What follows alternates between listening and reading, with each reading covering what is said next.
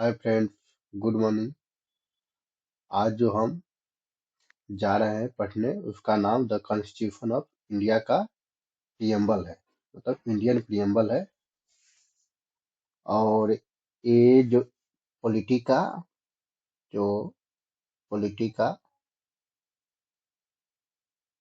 Lecture number 4 है। आप लोग ऑलरेडी 3 लेक्चर देख चुके हैं, तो आप लोग याद रखेंगे और लेक्चर बाय लेक्चर देखते चलेंगे। तो हम लोग इंडियन कॉन्स्टिट्यूशन का जो प्रियम्बल है उसको देखते हैं। आप इसको हर एक एक शब्द का डिटेल एनालिसिस कल करेंगे, लेकिन आज देख लेते हैं एक्चुअली प्रियम्बल होता क्या है। और उसके बाद में इसका हम डिफिनेशन पढ़ेंगे। जैसे इसमें लिखा हुआ है we the people of India having solemnly resolve to constitute India into sovereign socialist secular democratic and republic है, and to secure to all its citizen. Secure क्या करता है अपने सिटीजन को? तो जस्टिस। जस्टिस किस चीज का justice? Social justice, economic justice and political justice and liberty. हमको ये जो हमारा संविधान जो है किस चीज का लिबर्टी देता है? तो liberty of thought, expression, belief and faith and worship, इसका लिबर्टी है हमारे पास। इक्वालिटी ऑफ इक्वालिटी क्या है? Equality of status and opportunity.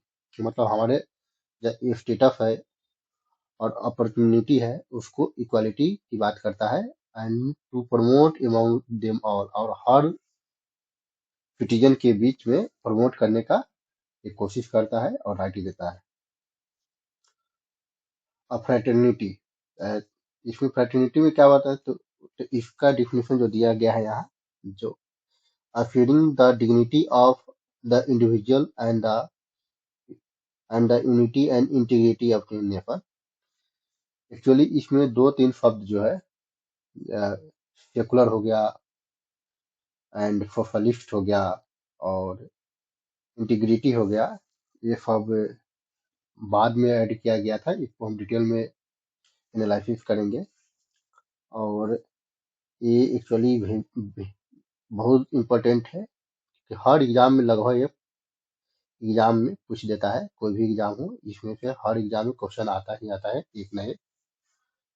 और इसमें लिया गया है कि ये एक्चुअली प्रियम्बल कहाँ पे लिया गया है?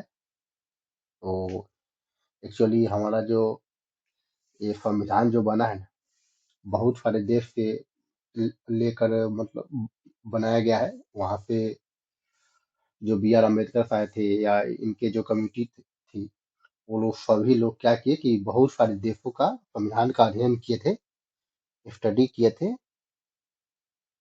बहुत सारे कॉन्स्टिट्यूशन का, जिसमें आपका अमेरिकन कॉन्स्टिट्यूशन था, ब्रिटेन के था,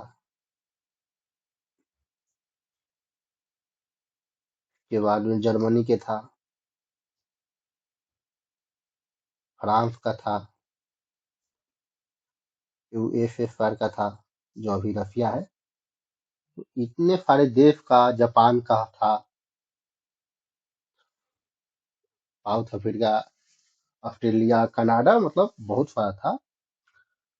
वो सब का स्टडी करके इसमें से जो क्रीम वाला पॉइंट था अपने कॉन्स्टिट्यूशन में डाला गया था। तो और प्रियम्बल कहाँ से लिया गया है? तो ऑब्वियसली जो अमेरिकन कॉन्स्टिट्यूशन है वहां से हम लोग इसको लिए हैं और समझे हैं, सोचे हैं और लिखे हैं। तो ये क्या हुआ? B the people of India, मतलब हम भारत के लोग कहते हैं इसे। तो क्या करता है भारत के लोग? ये प्रियम्बल क्या कहता है कि हम भारत के लोग जो है ना, हम सोवरेन है, सोशलिस्ट है, सेकुलर है, डेमोक्रेटिक है, रिपब्लिक है।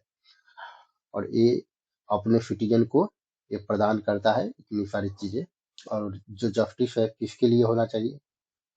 तो सोशल जस्टिस होना चाहिए, इकोनॉमिक जस्टिस होना चाहिए, पॉलिटिकल जस्टिस होना चाहिए। ये जितने शब्द है, ये जो sovereign, socialist, secular, democratic, Republic, ये हर वर्ड का एक खास मीनिंग है। इसको हम आगे वीडियो में देखेंगे, एक्सप्लेन करेंगे, सीखेंगे, लिखेंगे, क्योंकि इससे हर एग्जाम में आपको क्वेश्चन आता ही आता है। और इसमें बहुत सारा डिबेट रहता है कि सेकुलर का जो मीनिंग होता है क्या होता है। ये धर्म निरपेक्ष होता है या पंथ निरपेक्ष होता है, ये सब भी हम देखेंगे। एक्चुअली सेकुलर का जो हमारे जो लोग इसमें सेकुलर शब्द को डाले थे, उन्होंने बहुत सारा, इसके प्रोफेसर थे जो पॉलिटिकल साइंटिस्ट थे, बात विवाद किए और देखे कि इसमें एक्चुअली इसका हिंदी मीनिंग सही क्या होना चाहिए। तो उन्होंने पंथ निरपेक्ष रखा था, ना कि धर्म निरपेक्ष, क्योंकि उनका मानना था कि कोई भी आदमी किसी धर्म से निरपेक्ष नहीं हो सकता है। क्या अलग अलग पंथ हो सकता है, अलग अलग समुदाय हो सकते हैं। जैसे पंथ में आ गया, आपका कह सकते हैं, जैसे क्रिश्चियन हो गया, मुस्लिम हो गया, सिख हो गया, ईसाई हो गया, ये सब अलग अलग पंथ है। और हम लोग धर्म से निरपेक्ष नहीं रह सकते हैं, ये सब जानेंगे कैसे क्या है पूरा डिटेल में। तो ये था। और इसके बाद में ये जो था, in our constituent assembly this 26th day of November 1949 do hereby adopt, enact and give to ourselves this constitution। मतलब ये कहने का अर्थ हुआ यहाँ कि नवंबर 1949 में हमारे कॉन्स्टिट्यूंट असेंबली द्वारा ये क्या हुआ था कि इसको एडॉप्ट किया गया था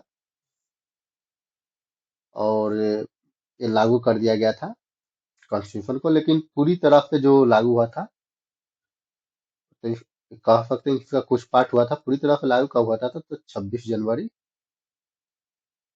1950 से फुल्ली ये लागू हो गया था। तो ये सब भी हम देखेंगे। तो कल इसके बारे में पूरा हम डिटेल में डिस्कस करेंगे। इसको देखने के लिए और सुनने के लिए धन्यवाद। आप लोग उम्मीद करते हैं कि लाइक, शेयर और सब्सक्राइब करेंगे।